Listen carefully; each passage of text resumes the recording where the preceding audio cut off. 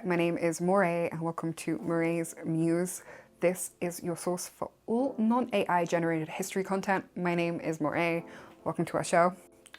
Today we're talking about the British Museum Act.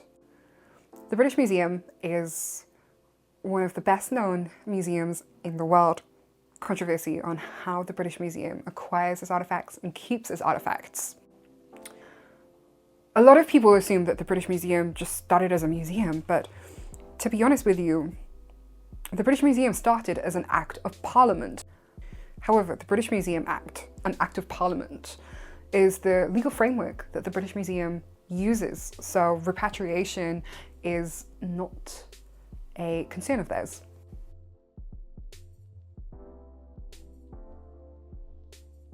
So first of all, we need to talk about the British Museum Act and what it is. The British Museum Act of 1963 is officially an Act of Parliament, but what is an Act of Parliament? An Act of Parliament differs itself to other laws. An Act of Parliament is probably the most tightly knit and rigid supreme law that has successfully passed the House of Commons, the House of Lords, and it has royal assent from a monarch. Once enacted, an Act of Parliament becomes an unquestionable law of the land if you're a citizen in the United Kingdom. It applies to everything, crucially government bodies.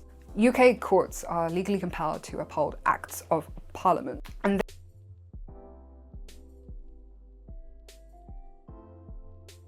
therefore, because the British Museum Act of 1963 is an Act of Parliament, it's a lot more rigid than some of the other laws of the United Kingdom. Now then, let's talk about the original 1753 British Museum Act.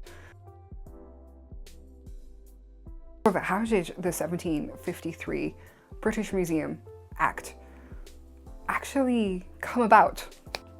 Well, it's because of the death of Sir Hans Sloane. Hans Sloane, an Anglo-Irish collector, was a huge lover of antiquities and curiosities. Sloane, who left 71,000 objects in his will, wanted to give them to the British public. This was a huge opportunity for the British government.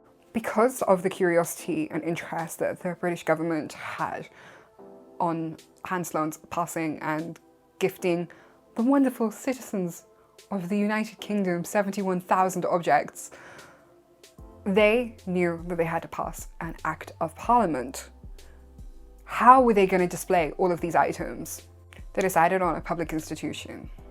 Therefore, the Act of 1753 was a necessary house for Hans Sloane's items and curiosities. However, let's talk about Hans Sloane's life, because the way he acquired those items was a bit mid.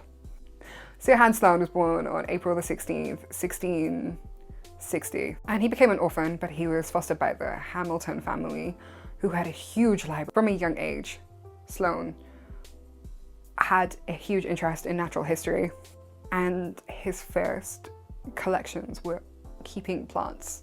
In 1685, he was elected to the Royal Society, and he became a Fellow of the College of Physicians in 1687.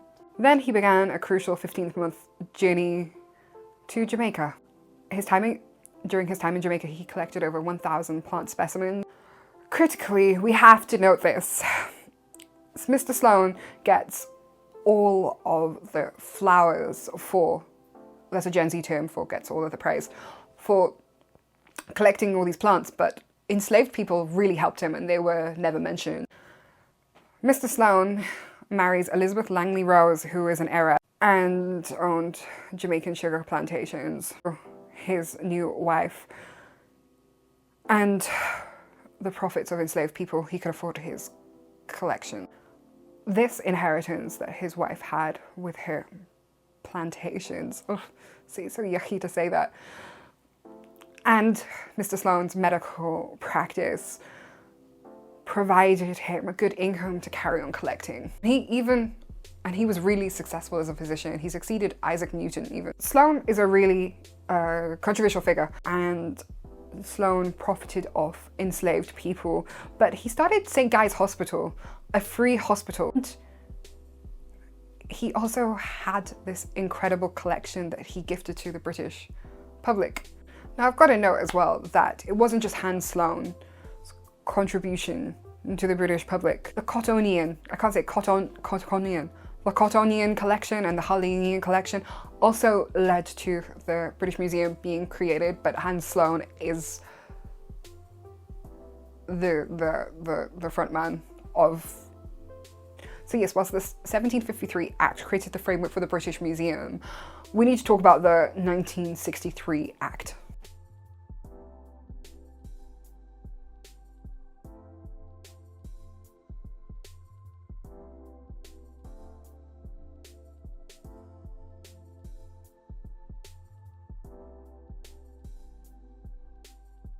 If you go to legislation.gov, like I'm spending a lot of time doing these days, if you go to legislation.gov and we look at the British Museum Act of 1963, you can clearly see the Act shows its broad purpose. We're going to talk about the original second reading of the bill, and reading law's bills is quite interesting because it teaches you a lot about the rationale behind the law. The Minister of State and for Foreign Affairs, the Earl of Dundee, during the second reading of this Act says,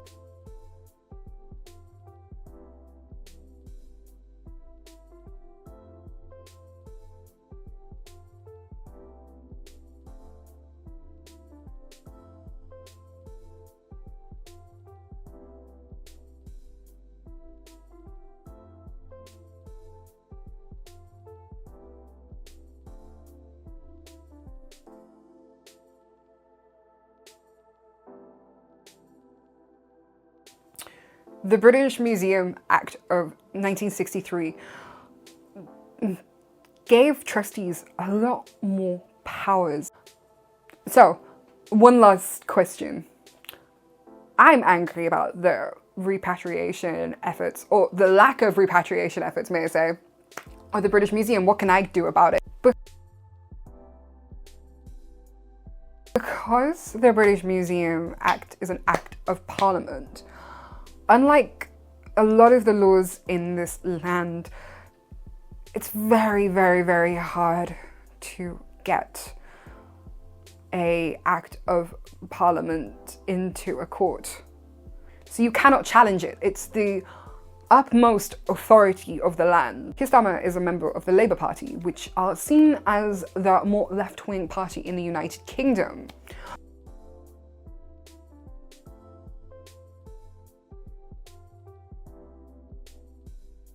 After 14 years of Tory conservative rule of this country, and the Tories, including George Osborne, which were very, very much for the British Museum, which I am, but they upheld the Act of Parliament, but the Tories upheld the 1963 Act of Parliament. We hope that Keir Starmer, who was a little bit more liberal, look at changing this Act of Parliament, because Keir Starmer himself is a former human rights lawyer. So no, you cannot take the British Museum to court over repatriated items that have been discovered. However, you can write to your MP and you can campaign for some kind of change. But unfortunately, the British Museum Act is a very hard act to change. Thank you for coming to my video, and I'll see you in the next one.